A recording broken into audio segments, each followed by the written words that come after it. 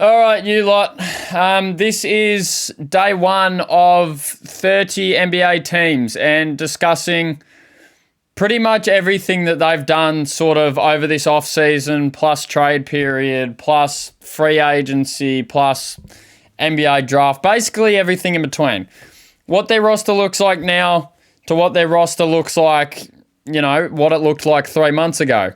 I'm sort of just going to discuss where their ceiling, I think, is going to go, plus where, the trajectory of the team looks like after what they've done, both in the draft, in free agency, all that sort of thing, for every team. So every team is going to get love when it comes to discussing this, because I think it's only fair.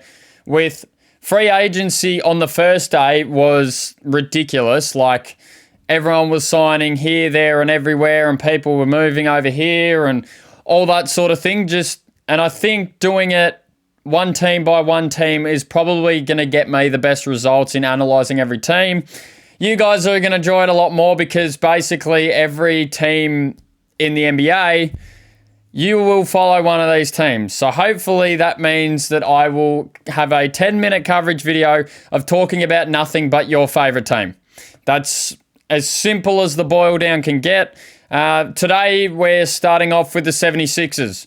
I'm probably going to go in alphabetical order, and the 76ers being a number, they're up first. So that means, towards the end of these videos, I'm going to be doing your Warriors, your Wizards. So talking about my team probably last is going to be a bit weird, although realistically there's nothing to talk about because we've done nothing. But not the point. I'm going to start with the 76ers, and we're basically just going to branch off and talk about everything that they've done at the moment.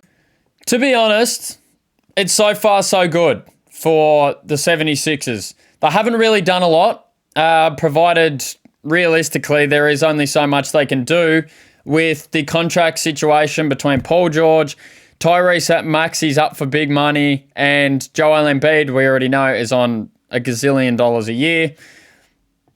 So outside of those three guys, it's really, just doing little small things around the edges just to fine-tooth their, offense, their defense, all of the sort of problems I had last year.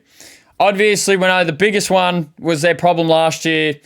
They couldn't keep guys on the court. Their top two people who I just mentioned who were getting paid a ridiculous amount of money per year were both barely on the court. Joel Embiid, I think, got shut down 50 games into the season, and basically that was all his... He played 30 games. I'm pretty sure he played all but 30 games, and to be honest, for most of those games looked pretty bad. Looked like the injuries were worrying him a bit and, just keeping him down. And Paul George, knee problems, feet problems, basically everything to do with that man's legs. He couldn't... he kept re-aggravating it, kept injuring, just doing all that sort of things that you don't want out of one of your star players. Tyrese Maxey was their only consistent one of the big three, where he had another really good year last year. Obviously, with these sort of guys out, he is going to get a lot more burn and a lot more opportunity with the ball in his hands, with no JoJo and no Paul George. But he showed how good of a guard he can be. And it's looking good for them. If they can keep those two guys on the court, barring injuries and all that sort of thing, they do have a serious chance of making an effort in towards the playoffs and such next season. Draft-wise, third overall pick, they took Edgecombe. So far, so good with him. He had a run in the Summer League yesterday and had 28 points and 10 rebounds for an explosive guard, which... out of an explosive guard, 10 rebounds, if you can average even half that in the regular season and that sort of thing, because most likely he will be starting at the 2 for the 76ers next season. He's by far their best 2 outside of Quentin Grimes, which Quentin Grimes, I believe, at the moment, restricted free agent. There's a couple of things in the news here and there about him, but I believe more than likely that the 76ers are going to re-sign him, because Quentin Grimes can shoot the hell out of the basketball. And he is a great piece to have beside these sorts of guys who are so ball dominant. If you can get a driving kick from Paul George that's going out to Quentin Grimes is going to shoot the ball. and he's going to do it at a high clip. So he is a great person to keep on that roster, provided they keep him and they sign him to that restricted free agent deal. He is worth a fair bit of money, and I would give a reasonable amount of money to him if I was the 76ers organisation, because he honestly opens the window for them. I remember last season watching a game against the 76ers that my Warriors were playing. We lost to the Philadelphia 76ers because Quentin Grimes had 40 points. Every time he shot the ball, it just happened to go in. Don't know why, don't know how, it just happened. And if you can get even a quarter of that on most nights where your other big guys are on the court, it is going to look really good for Philadelphia. The only thing that I can sort of talk about is they haven't really been aggressive in free agency and signing new people and going for trades or anything like that. No one on their mid-level so far, and just smaller things that they can do to improve their roster, because I feel like one of the biggest things with this roster so far is their depth. As soon as you go to the bench, it looks pretty bad. You just lost Gershon Yabusele, who, all things considered, played pretty well for you guys last year. And to miss a guy like him off your bench is really going to hurt that depth even further. There's a couple of different guys that I can think of on that roster, but a lot of them, in my personal opinion, aren't NBA ready just yet. They're really good basketball players in their own right, but in terms of the depth and being able to rely on them to even make an 8-man rotation in the playoffs next season, it doesn't look so good so far. The only thing that I can sort of say is you've got guys who are promising, like your Jared McCains and that sort of guys. But outside of that, you've got Kelly Oubre, who you did re-sign, who is very streaky at times, can either give you 20 a night or you can give you 5 a night. There's really no in-between with Kelly Oubre. It really just depends on what sort of his shooting form looks like. That's been the biggest thing with Kelly Oubre for the longest time. He had a stint at the Warriors, and at the start of the season, he shot 0 for 25 from the three-point line or something ridiculous like that. So it depends on what he looks like. And the only other person really off their bench is you've got 40-year-old Kyle Lowry, who really is not going to give you a lot of production this year. And I don't think there will ever be a time this season where Kyle Lowry is able to run a team on the floor full of bench pieces, because Kyle Lowry, back in his day, could score the ball, could make the ball. He was a dog defensively. He would get down, sit in that chair, and just guard whoever their best player was for 40 minutes. We saw that in his run with Toronto. But I don't think we're going to get that out of him anymore. We probably only have one more year of Kyle Lowry's career before he calls it quits. And then that'll be that. So it's really just building that guard depth off the bench.